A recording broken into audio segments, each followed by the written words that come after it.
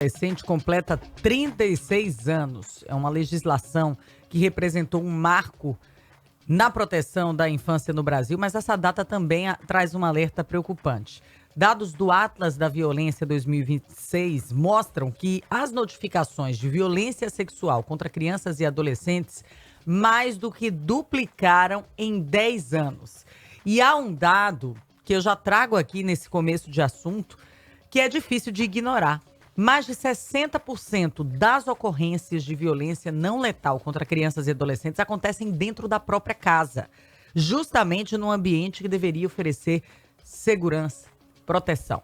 Para falar sobre esse assunto, a gente recebe aqui no estúdio do Jornal da Mix a Clarice de Carvalho, ela que é psicóloga clínica. E Clarice, quando nós olhamos para esses números, surge logo de cara uma primeira dúvida. Nós estamos diante de um aumento real da violência ou também de uma maior capacidade de identificar, de denunciar casos que antes permaneciam escondidos, sem notificação? Bom dia para você. Bom dia. Ambas as situações acontecem. Não somente a violência mais que quadruplicou, como você bem falou, como também agora as pessoas elas sabem denunciar. E por isso que é tão importante que a criança vá para a escola, que a criança tenha educação sexual, porque quando ela entende que não tá tudo bem um adulto tocar nas partes íntimas dela, ela pode falar para a professora para que haja denúncia da maneira correta. Agora, quando a gente coloca essa questão do abuso, né? Ele causa traumas naturalmente após a descoberta. E entre esses traumas, essa mudança de comportamento, o que é possível destacar, Clarice? É muito importante que a gente não dê uma sentença para a criança.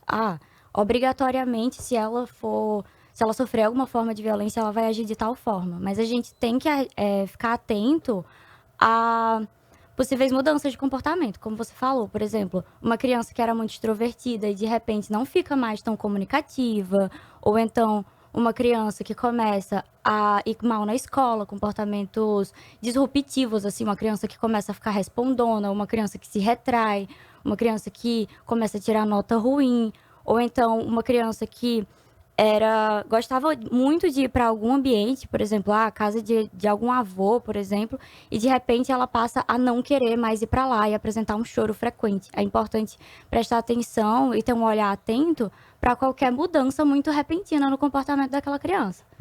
Uma questão preocupante é que mais da metade dos casos acontece dentro da própria casa. E aí a gente entra numa reflexão aqui. Como garantir proteção quando a ameaça está justamente no ambiente familiar? E onde muitas vezes envolve pessoas com quem a criança convive diretamente e confia. É muito complicado. É por isso que o próprio Estatuto da Criança e do Adolescente, ele traz que a criança e o adolescente, eles têm que ser protegidos não somente pela família, mas pela família, pela sociedade e pelo Estado. E é aí que a gente entra. Quando você sabe que uma criança ou uma adolescente está sofrendo alguma forma de violência, seja ela sexual ou não, é importante que haja denúncia. Agora, Clarice, o papel do psicólogo, né, nesse caso, em relação, uma vez identificada essa agressão, né, esse crime aí que entrou em contexto, como é que vocês conseguem, de algum modo, dar a volta por cima junto com essa criança? É um trauma que se combate, se enfrenta, se convive? O que é que a gente pode dizer em relação a quem passou por algo assim? Diante desse caso, a gente pode trazer a importância do psicólogo escolar, do olhar atento na escola e do psicólogo clínico. Quando, uma vez identificada que realmente essa criança sofreu abuso, se ela for levada, por exemplo, para a psicoterapia, a primeira etapa é fazer a escuta e o acolhimento dessa criança ou desse adolescente. Nunca duvidar dele, sim validar aquilo que ele está falando e trabalhar na psicoterapia o enfrentamento e também para a criança entender que ela não é só aquilo. Ela tem muitas outras experiências, sabe? Clarice, existe um medo, isso pode muitos pais que estão ouvindo agora podem até se identificar com essa frasezinha. A gente vai falar sobre proteção de corpo, medo de colocar mais coisinha na cabeça da criança. Então, como é que se aborda esse assunto sem deixar, de maneira adequada, obviamente, sem deixar a criança vulnerável, sem assustar e de acordo com cada idade? Qual seria o momento ideal para falar sobre sexualidade com uma criança? Quanto mais informação a criança tem, menos vulnerável ela é. Porque se uma criança ela não sabe que não tá tudo bem um adulto tocar nas partes íntimas dela, ele pode tocar e dizer que tá tudo bem, ela vai acreditar. Então, o momento ideal é desde que a criança nasce, desde que ela é bebê. Você tá conversando com seu filho que é bebê, dando banho nele, falando os nomes das partes do corpo e falando o que é uma parte pública e privada, no sentido de onde que as pessoas podem ver, onde que as pessoas podem tocar, que tipo de comportamento é público, que tipo de comportamento é privado, o que a gente faz na frente dos outros, o que a gente não faz na frente dos outros. Por exemplo, criança pequena, bebê, ninguém, troca uma fralda de uma criança que não é... Calma. Um adulto que não seja de confiança não troca uma fralda de uma criança pequena. Então, uma criança não fica nua na frente das outras pessoas. Ela fica nua na frente dos pais quando ela vai tomar banho. E entender realmente, desde nomear. Nomear é a primeira etapa importante. Porque uma criança ou um adolescente que sofreu um abuso pode não saber nem relatar para você, porque ele não sabe o nome daquilo que aconteceu. Uhum.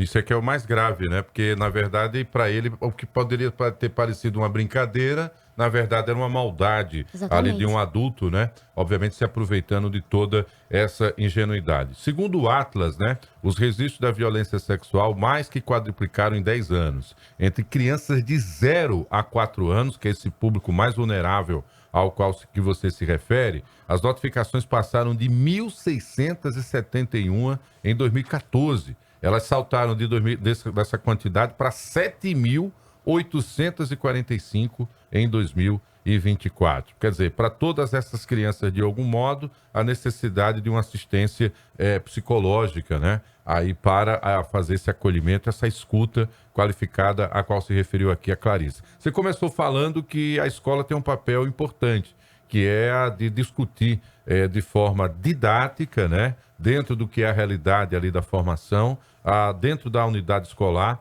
a educação sexual. Isso ainda é um certo tabu aqui no Brasil, lamentavelmente, mas por que isso pode fazer a diferença, Clarice? Então, Marcos, a gente tem que entender que a criança e o adolescente, eles precisam de informação. Quanto mais informação eles têm, menos vulnerável eles são. E a escola, ela sabe ensinar isso de uma maneira muito didática. Ela sabe ensinar. Com jogos, com brincadeiras, Com né? certeza. Para, de certa maneira, aquela informação ficar... E até colher depoimentos, pode ser que aconteça também, né? Clarice, qual a sua avaliação em relação à legislação? Hoje, aproveitando esse gancho do ECA, 36 anos, nós continuamos convivendo, nós temos uma legislação considerada avançada em relação à proteção de crianças e adolescentes, mas nós continuamos vivendo com números muito preocupantes. Onde é que você acha que pode estar a maior falha, né? Porque na prática, o que está acontecendo para ter tantos casos hoje envolvendo meninas? Como é que você avalia essa prevenção e como deve ser isso, além da conversa com a família? Como deve ser o comportamento de profissionais da educação, principalmente, que convivem também, profissionais da saúde, vizinhos que formam essa rede de proteção, além da importância da legislação que nós temos hoje que garante essa proteção? A gente precisa não somente de denúncia, como a gente precisa de tratamento, de escuta qualificada, de que todo mundo tenha um olhar atento enquanto sociedade para aquela criança, para aquele adolescente. Eu respondi bem sua pergunta? Respondeu.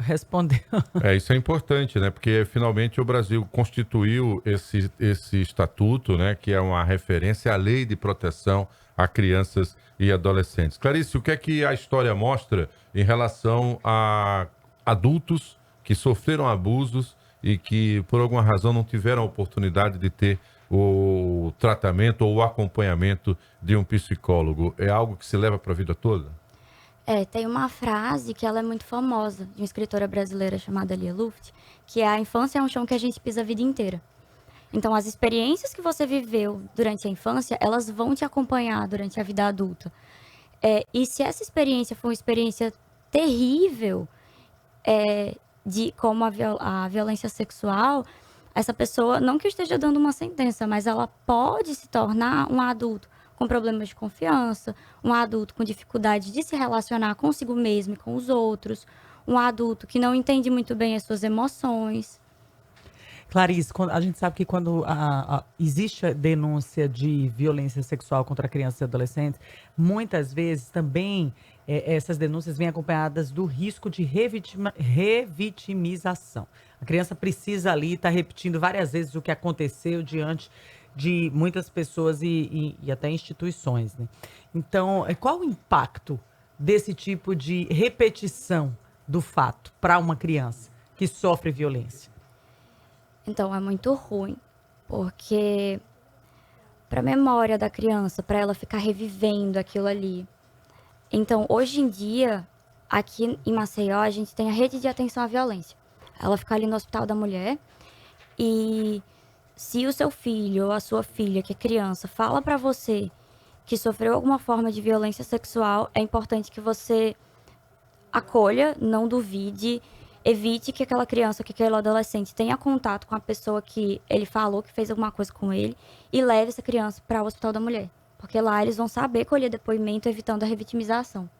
Isso é importante, né? E hoje as delegacias têm todo um atendimento especializado, né? Há, inclusive, uma delegacia especializada também para crianças e adolescentes de um modo geral. A gente está conversando aqui com a Clarice de Carvalho Alexandrino, ela é psicóloga clínica, falando hoje dessa referência importante, né? A celebração do aniversário do ECA, o Estatuto da Criança e do Adolescente, que trouxe luz aos fatos das violências cometidas também contra crianças e adolescentes de um modo geral. A gente fala crianças e adolescentes, mas é grave nos dois sentidos, tá, gente? Tanto para adolescentes, mas fundamentalmente também para crianças, que pode interferir, inclusive, no seu processo de aprendizagem, o seu processo de confiança em adultos de um modo geral, criar a baixa estima aí nessa criança que teve a sua vida de alguma forma, né? Ou pelo menos seu corpo, né? Invadido, tocado de modo sexual. Um detalhe importante, Clarice, é que você coloca, né, e é tão grave os dados revelando que muitas vezes isso acontece dentro de casa. Por mais duro que possa parecer, mas obviamente o enfrentamento dessa causa e tratar justamente essa situação pode implicar em afastar essa criança desse abusador. E por mais violento que para alguns isso possa parecer, mas é a única maneira dessa criança recomeçar a sua própria trajetória, né? Sim, a gente precisa falar sobre isso. Se a gente não fala sobre isso, o problema não deixa de existir. Ele só é abafado. Assunto importantíssimo que não se encerra aqui. Agradecer a presença da neuropsicóloga Clarice de Carvalho. Um assunto extremamente necessário e importante, não apenas nesse dia que marca os 36 anos do Estatuto da Criança e do Adolescente, mas reforça a importância de vigilância dos pais, de avanços, apesar de uma legislação altamente construída e avançada, mas ainda temos muito a evoluir para proteger as nossas crianças. E atenção no ambiente familiar, que muitas vezes esconde casos de violência sexual que nem sempre chegam a ser conhecidos e identificados. Clarice, obrigada. Teremos, sem dúvida, outras oportunidades de falar sobre o tema. Obrigada a vocês. 6h41. Vamos fazer um rápido intervalo e hora de passar um recadinho para vocês. Porque